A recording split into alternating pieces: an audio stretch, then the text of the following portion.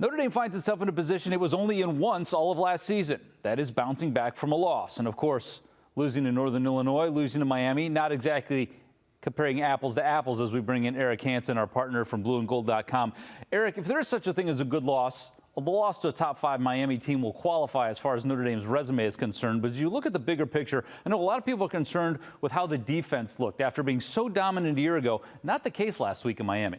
No, it wasn't the case, and it wasn't just the statistics, it was the optics. It felt like Notre Dame was getting pushed around, and you looked at some of the better players on the team.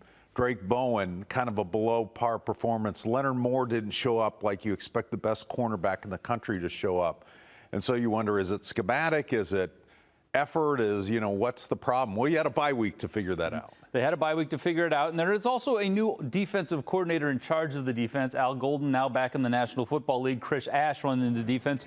You're not as worried that he's going to find his footing as some of the fans might be.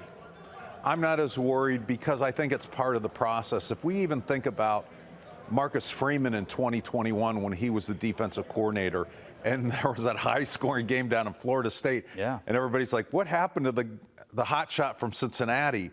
Well, he said, there were some things in my scheme that were working at Cincinnati, but we have different players, and until you see it in the game, you can't adjust it.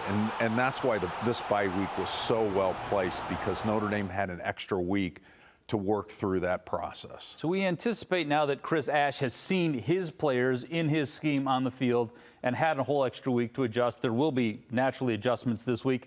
And Marcus Freeman talked about that today as well. He said his defense didn't play with the kind of velocity that he was expecting. That's the term he used. Right. Speed usually comes with understanding, correct? Right. Clarity equals velocity. And, Pete, this is going to be a really good gauge because Texas A&M's offense is every bit as good, if not a little bit better than Miami's. They have a really good offensive line. They have an All-American on their offensive line, really good running back, a quarterback that gives you some different problems. So this is going to be a really good gauge to see, okay, is there progress being made? And we're going to get the answer to whether or not there's progress being made this Saturday night under the lights when Notre Dame hosts Texas A&M in the home opener. If you'd like to hear more on this topic, Eric will be writing about it later today on blueandgold.com. I'm Pete Byrne from WSBT-22 News. For more Notre Dame stories, like and subscribe to the WSBT-22 YouTube page. Thanks for watching.